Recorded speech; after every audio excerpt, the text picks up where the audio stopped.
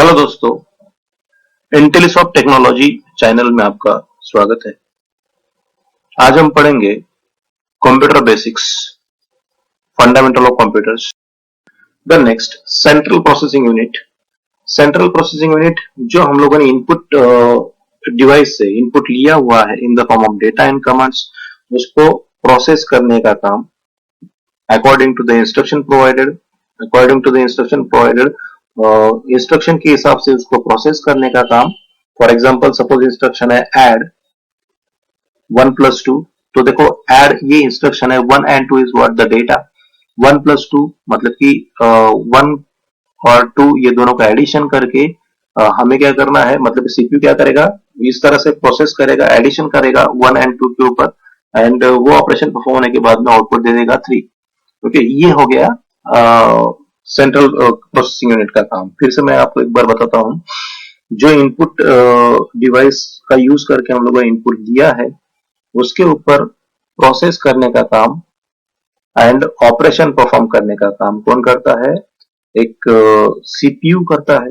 And after that process होने के बाद में जो आउटपुट डिवाइस है, अगला पॉइंट रहेगा आउटपुट डिवाइस, वो आपको मॉनिटर स्क्रीन के ऊपर आउटपुट डिस्प्ले करता है, फिर प्रिंटर के ऊपर आउटपुट आपको प्रिंट करके देता है। अभी सिर्फ सीपीयू का अगर मैंने यहाँ पे बोला तो सीपीयू सिर्फ जो इनपुट लिया है in the form of command and data उसके ऊपर प्रोसेस करने का काम CPU according to the instruction करके देता है।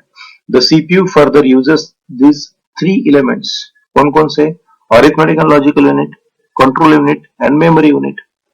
तो अभी बाय वन हम लोग इसके बाद में, ये स्लाइड के बाद में देखेंगे what is arithmetical unit, memory unit and control unit.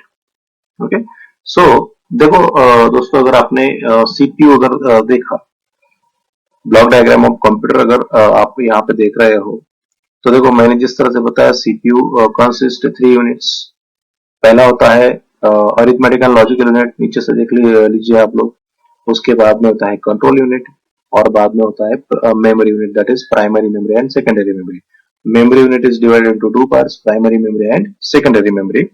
Okay, and ये हो गया सिर्फ सीपीयू। उसको अगर हम लोगों ने इनपुट यूनिट कनेक्ट कर दिया एंड आउटपुट यूनिट अगर कनेक्ट कर दिया, तो ये पूरा का पूरा बन जाएगा ब्लॉक डायग्राम ऑफ कंप्यूटर। तो देखो कंप्यूटर आर्किटेक्चर इसके पहले हम लोगों ने देखा है, it is also similar block diagram of computer. ये ब्लॉक डायग्राम है जिसमें ब्लॉक्स के फॉर्म में इनपुट, आउटपुट डिवाइस और आउटपुट यूनिट एंड सीपीयू मतलब कि arithmetic and logical unit, control unit and memory unit दिखाया है। सो जो सीपीयू है उसका जो पहला यूनिट है अरिथमेटिक एंड लॉजिकल यूनिट, बहुत ही इजी है दोस्तों।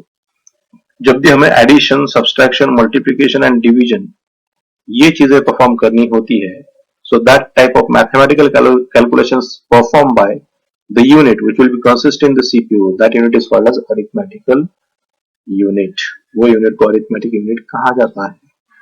उसी तरह से लॉजिकल एंड, लॉजिकल और, लॉजिकल नॉट, या फिर दो डेटास में कंपैरिजन करना, कंपैरिजन बिटवीन 2 डेटा, कंपैरिजन करने का काम, दो डेटा में जो कंपैरिजन करने का काम होता है, लॉजिकल फंक्शन से यहाँ पे एग्जीक्यूट करने का काम जो होता है, वो सीपीयू में अवेलेबल है in the form of unit, that unit is called as logic unit.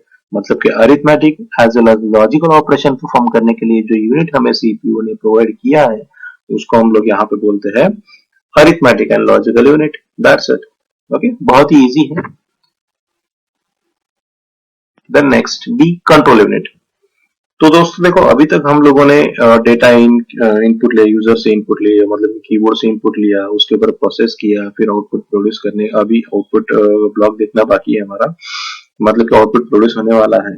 तो ये सभी चीजें कंट्रोल करने के लिए एक हार्ट ऑफ कंप्यूटर या फिर बैकबोन ऑफ कंप्यूटर चाहिए, एक यूनिट चाहिए जो बैकबोन देगा। तो वो यूनिट का नाम है कंट्रोल यूनिट। ये क्या करके देता है, ये processor, input and output device as well as memory unit, ये सभी में कोऑर्डिनेशन करके देने का काम, कोऑर्डिनेशन करके देने का काम जो यूनिट करता है उसको बोलते हैं कंट्रोल यूनिट। जब भी हम लोग ये जो कंट्रोल यूनिट है, that will B collects data from input units and send it to processing unit depending on its nature, and finally that will produce the output and मतलब कि CPU यहाँ पे output produce करेगा and finally that will be sends that or transmit that process out data in the form of output to output units. That's it. ये output unit control unit का काम है. Then next memory unit. Memory which will be used to store the data. जो data store करने के लिए use रहे होगा उसको हम लोग बोलते हैं memory unit. तो देखो दोस्तों, जो डेटा या फिर प्रोग्राम या फिर इंस्ट्रक्शंस या फिर कमांड हम लोगों ने इनपुट डिवाइस से लिया है उसको हम कहीं ना कहीं स्टोर करेंगे और जो कंप्यूटर यहाँ पे स्टोर करता है उसके लिए वो एक यूनिट का यूज करता है, उसको बोलते हैं memory unit. This data will now remain here until other components of CPU process it. Okay, ये जो डेटा ये वहीं पे मेमोरी में रहेगा जब तक सीपीयू उसको प्रोसेस करता है तब तक. The memory unit uses a set of pre-programmed instructions to further transmit this data to other parts of the CPU. Memory में कुछ इस तरह से कमांड्स होते हैं, प्री प्रोग्राम इंस्ट्रक्शंस होते हैं जो क्या करते हैं according to the needs that will be transmit the data to the other parts of the CPU. दूसरे सीपीयू के पार्ट्स को ये डेटा ट्रांसमिट करने का काम करके देती है. फिर से एक बार बताता हूँ, मेमोरी जो है वो डेटा कमांड्स या फिर जितने भी हमारे इंफॉर्मेशन रहेगी वो पूरी की पूरी information data commands in the form of audio video text ये पूरा का पूरा स्टोर करने का काम कंप्यूटर में एक यूनिट करता है, उसको बोलते हैं हम लोग मेमोरी यूनिट. आफ्टर दैट जो डेटा यहाँ पे स्टोर किया गया है जब तक वो सीपीयू वो डेटा को प्रोसेस नहीं कर लेता तब तक वो पूरा का पूरा डेटा मेमोरी में ही स्टोर रहता है. आफ्टर दैट मेमोरी में कुछ प्री प्रोग्राम इंस्ट्रक्शंस होते हैं या फिर कमांड्स होते हैं, वो क्या करती है that will be transmit this data to other parts of CPU. जिस तरह से सीपीयू के पार्ट्स को यहाँ पे जरूरत पड़ती है according to the requirement that will be transmit that data. Okay, ये जो प्री प्रोग्राम इंस्ट्रक्शंस होती है वो वहां पे उस डेटा को उसके अकॉर्डिंग रिक्वायरमेंट उसको वो सेंड करता है. So there are the two types of memories. पहला होता है प्राइमरी मेमोरी, दूसरा होता है सेकेंडरी मेमोरी. मेमोरी अगर हम स्टडी करते हैं तो primary memory are the two types of memory RAM and ROM. It is what the internal memory of the computer. इसको टेम्पररी मेमोरी भी बोला जाता है. It holds the data and instructions on which computer is currently working.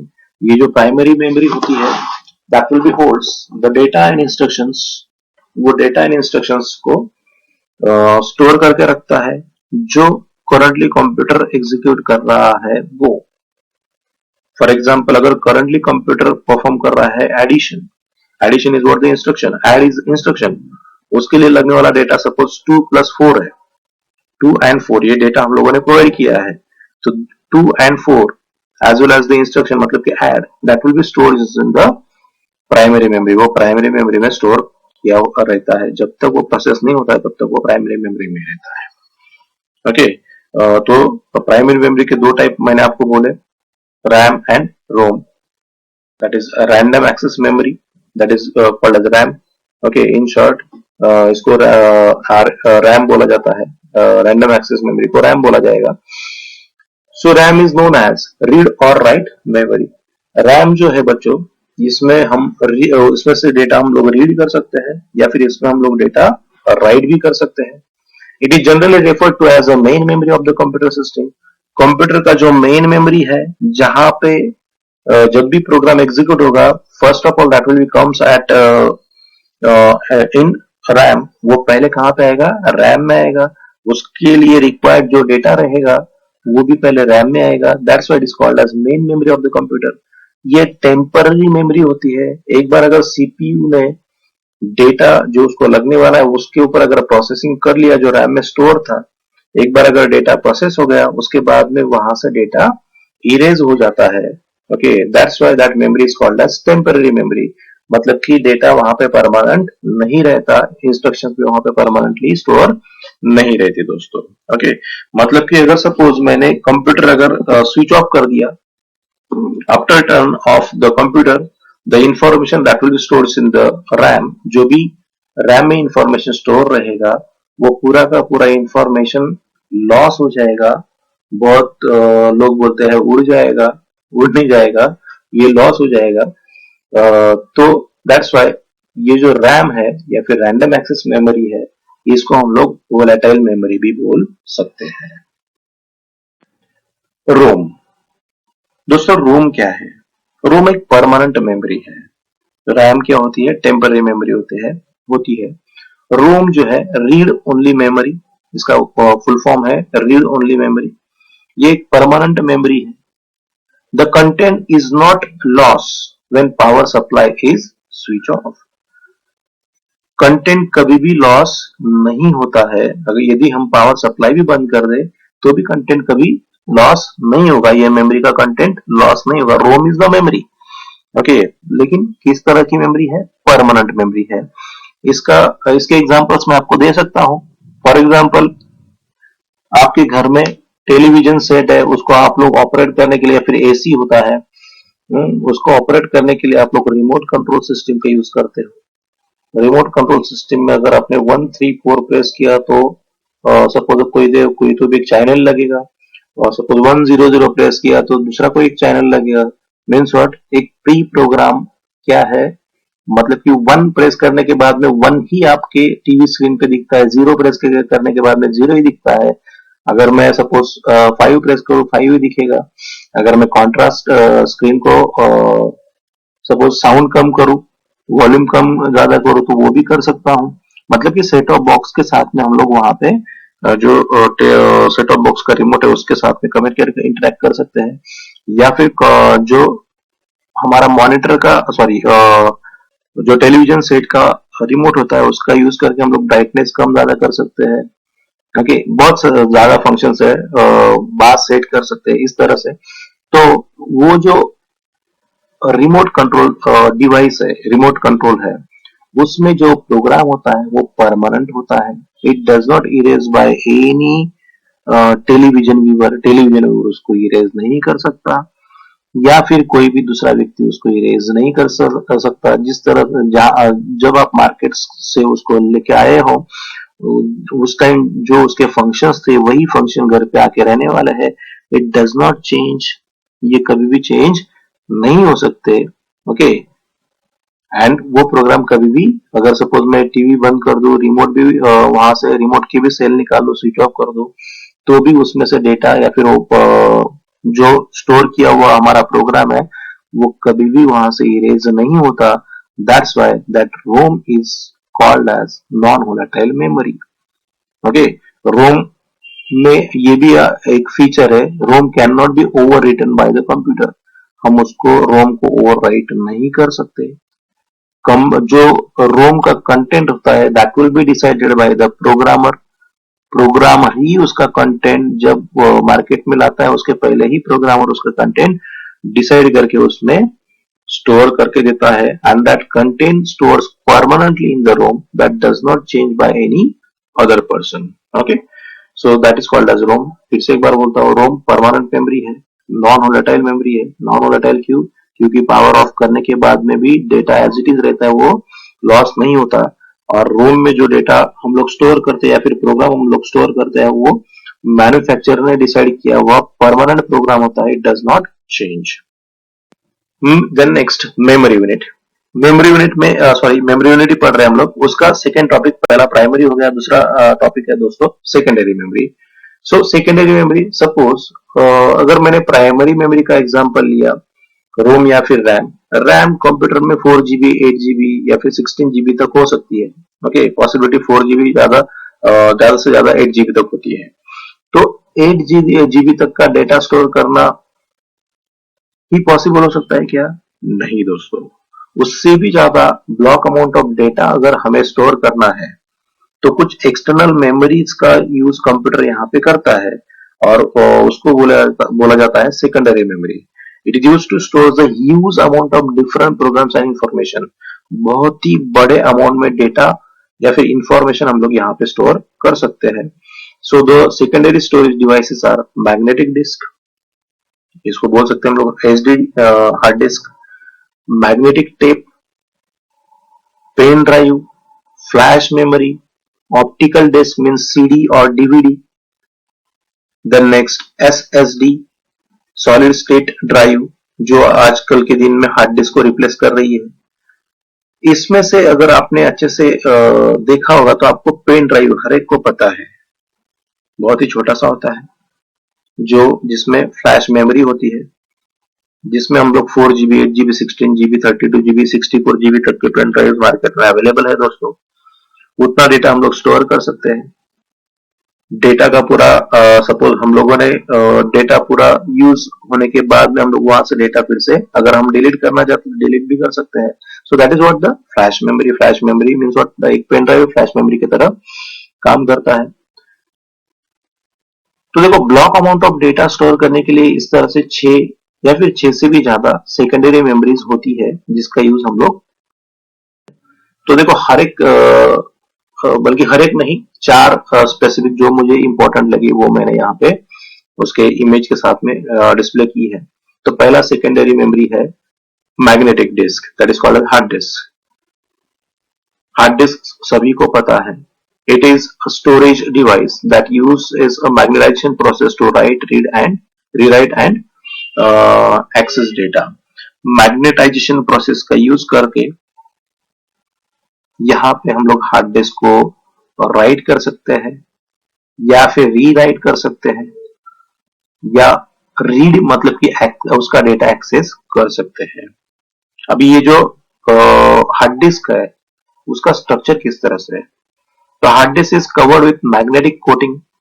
Magnetic coating से hard disk को cover किया जाता है and stores data in the form of tracks, spots and sectors. जो डेटा यहाँ पे स्टोर होता है वो ट्रैक्स के फॉर्म में स्टोर होता है। ट्रैक्स मीन सर्कुलर पार्ट रहेगा, सर्कल सर्कल सर्कल सर्कल, जिस तरह से हमारे सीडी है उसी तरह से। सेक्टर्स के फॉर्म में डेटा यहाँ ट्रैक्स अगर मैंने डिवाइड कर दिए तो that will be divided to the number of sectors. Sectors में डेटा हम लोग यहाँ पे स्टोर कर सकते हैं। नंबर ऑफ सेक्टर्स कलेक्ट होने के बाद में ट्रैक जनरेट होता है। तो इस तरह से हार्ड डिस्क है बेसिक। ओके, सेकेंड हम लोग देखेंगे solid state drive, that is SSD. HDD को रिप्लेस करने के बाद में या फिर एचडीडी को अगर आपको रिप्लेस करना है और आपको आपके कंप्यूटर को फास्ट करना है तो आप यहाँ पे यूज कर सकते हैं सॉलिड स्टेट ड्राइव। जिस तरह से हार्ड डिस्क में मैग्नेटाइजेशन और मैग्नेटिक कोटिंग का यूज करके डेटा जो भी है वो स्टोर किया गया, उस तरह से एसएसडी में नहीं होता। एसएसडी में फ्लैश मेमोरी का यूज किया जाता है एंड जो फ्लैश मेमोरी होती है that will B significantly much faster than the hard disk. फिर से मैं एक बार पढ़ता हूं।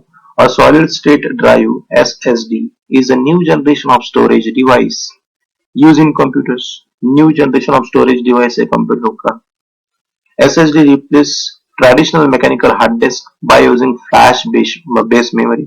जो traditional HDD है उसको replace करने का काम SSD करके देता है by providing us flash based memory and which will be very much faster than the HDD। So SSD अगर आपको पूछा गया कि भाई SSD और HDD में डिफरेंस क्या है तो आप यहाँ पे बता सकते हो कि भाई SSD बहुत ही ज्यादा फास्टर है देन HDD। SSD में फ्लैश मेमोरी का यूज किया गया है, जो हमारा ट्रेडिशनल हार्ड डिस्क होता है उससे ये बहुत ही ज्यादा फास्टर है। देन नेक्स्ट SSD का जो डायग्राम है वो SSD के ऊपर दिया हुआ है, SSD के बॉक्स के ऊपर दिया है, एचडीडी का भी दिया हुआ है मैंने। Then next magnetic tape. Magnetic tape देखो एक राउंड करके मैंने यहाँ पे मैग्नेटिक टेप दिया है बच्चों। Magnetic tape is a medium for magnetic recording. जो मैग्नेटिक रिकॉर्डिंग करने के लिए यूज किया हुआ मीडियम है उसको बोलते हैं हम लोग magnetic tape. Made up of a thin, बहुत ही थिन होता है। Magnetizable coating on a long, magnetizable coating बहुत मैग्नेटाइजेबल कोटिंग इसके ऊपर किया रहेगा। Narrow strip of plastic film, मतलब कि जो प्लास्टिक फिल्म है उस तरह से हमें यहाँ पे मैग्नेटिक टेप देखने को मिलता है। फ्लैश मेमोरी अभी हम लोगों ने अभी डिस्कस किया इन एसएसडी फ्लैश मेमोरी। सिमिलर यही पे या फिर पेन ड्राइव में भी फ्लैश मेमोरी होती है। Also known as flash storage, is a type of non-volatile memory that erases data in units called blocks and rewrites data at the byte level. मतलब कि फ्लैश मेमोरी में जो हम लोग डेटा लिखते हैं वो हम लोग बाइट के फॉर्म में लिखते हैं एंड फ्लैश मेमोरी से हम लोग डेटा इरेज भी कर सकते हैं, डिलीट भी कर सकते हैं। थैंक यू दोस्तों। अगर आपको मेरा वीडियो अच्छा लगा है तो लाइक शेयर एंड सब्सक्राइब जरूर कीजिए। Thank you.